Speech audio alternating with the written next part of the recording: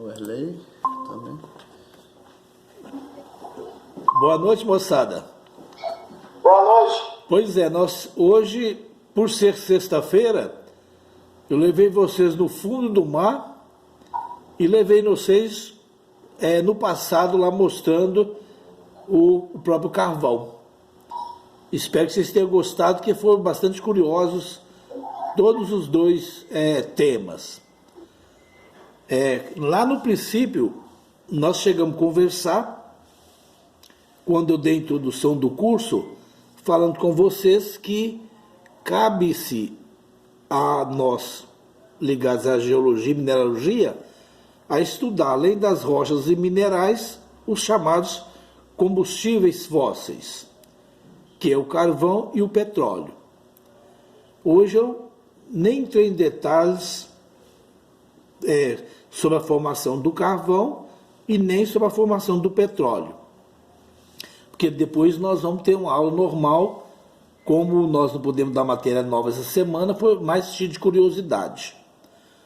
Mas deu para perceber quais são os caminhos que se levam à imaginação do petróleo dentro da água. Existem determinados aparelhos, que são sismógrafos, que desprendem ondas. E essas ondas sísmicas, elas propagam de maneiras diferentes em rochas diferentes. Em cada tipo de rocha, elas propagam numa determinada ou variada intensidade.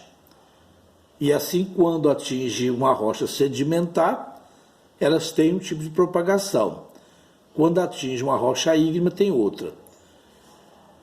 O petróleo é uma pergunta até que vai valer muito em concurso. Ele só se forma em rocha sedimentar, porque ele é o resultado de uma transformação dos seres vivos, por exemplo, a água marinha. Mas o petróleo, ele é encontrado em rochas ígneas. Tá vendo? Parece até que eu confundi, mas não. Ele é de origem das rochas sedimentares e só se forma em bacias sedimentares. Mas ele é encontrado em rochas magmáticas, porque ele tem uma característica chamada de migração. Ele migra de um local para outro. Deu para entender? Então essa migração é que leva a gente a localizá-lo nas rochas ígneas.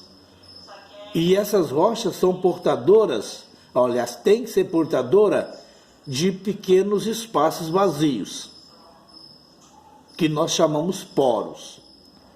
Mas para haver uma quantidade suficiente para ser chamado jazida, tem que ter numa rocha muitos poros, ou muitos espaços vazios e tamanhos enormes. Essa migração, eu me lembro que quando eu estudei, o meu professor se comparou ao petróleo, se comparou o petróleo a uma massa ou uma borra de café que está no filtro. Quando você acaba de fazer o café, sobra aquela borrazinha que fica lá no filtro. Se você apertá-la, aquela bolha, aquela massinha, que é o pó de café umedecido, você ainda vai conseguir tirar um pouquinho de café. Então, apertando aquele material, aí o petróleo aparece praticamente mais viscoso. Não é líquido, é claro que não. Porque ele é trazido das plataformas, quer seja no pré-sal, quer seja em outros locais, em forma de uma massinha ou um barro, uma lama, que nós até chamamos essa lama de sapropel, que são algas apodrecidas. E é aí que ele vai para as refinarias. Mas no momento em que ele vai migrar, por quê? Porque dá uma pressãozinha nas rochas, e essa pressão é aquela que a gente aperta o pó de café, aí migra um pouquinho. Em momento nenhum vocês vão falar que eu falei que o petróleo é pó de café, é petróleo. Não, é só para você entender como que ele ocorre na natureza. No vídeo, quem assistiu pôde perceber que o geólogo fez isso aqui com a mão, ó, naquele pozinho lá, aquilo que é o petróleo. E as maiores dificuldades da geologia, primeiro é localizar. Eles colocam, eu inclusive eu vi isso de perto uma vez, que eu fui visitar uma plataforma. Eles colocam um determinado cabo e um navio, ou navios pequenos, é claro, um barco, vamos falar assim, mas não é muito pequeno mesmo, porque vai em alto mar. E esse barco, ele vai puxando, tipo uma mangueira, um mangote, e ali vai dando acusações das ondas sísmicas. Aí vai sendo registrado, a partir daí começa os análises de interpretação. Então a geologia, ela vai de interpretação e dedução. Faça essa interpretação, baseado nessas ondas sísmicas, e depois vai deduzir que ali tem petróleo. Pode acontecer de fazer enormes furos e não encontrar nada. Nós ficamos satisfeitos economicamente em falar o pré-sal vai nos colocar num patamar excelente. Pode. Mas eu não sei se vocês lembram que na aula passada eu falei que existe uma parte da geologia chamada correlação. Isso quer dizer que pode haver outras regiões, também outros países, com pré-sal, com petróleo no pré-sal. E por que não? Se você fizer a interpretação que eu estou fazendo agora, se a formação geológica do Brasil é semelhante ao da África, dá para você ter essa imaginação do petróleo também. Aqui em Congonhas, aqui no Brasil, tem diamante, tem ouro, tem minério de ferro, tem manganês. E lá na África tem esses materiais também. Até a rocha que contém o diamante lá na África é igual à rocha de Diamantino. A antiga Ferteco, onde hoje é a Vale, ela tem uma grande mina de ferro lá na África, igualzinha de Congonhas. E por que não petróleo em outros países vizinhos ou longe, igual o nosso? Se isso acontecer, o Brasil vai ficar endividado. O Brasil vai beneficiar outros países, porque a tecnologia usada, ela foi estudada. São profissionais de alto nível, em todos os sentidos, de cálculo, de todas as áreas, para criar um equipamento capaz de chegar até o pré-sal, descobrir e extrair. Não sei se alguém já falou isso com vocês, que em Jeceaba tem uma indústria chamada VSB, que produz tubos sem costura. Esse tubo sem costura é um tubo que suporta altas pressões, que é usado no pré-sal. Então não é de se admirar porque construíram logo em seguida essa indústria de Jeceaba. É por causa de utilizar esses tubos, esses canos, lá na extração do petróleo. E também na pesquisa e na extração.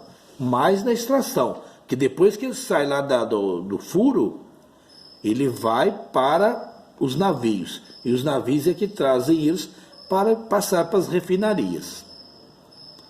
O petróleo, igual falei com vocês, ele é encontrado nessas profundidades, que é o pré-sal.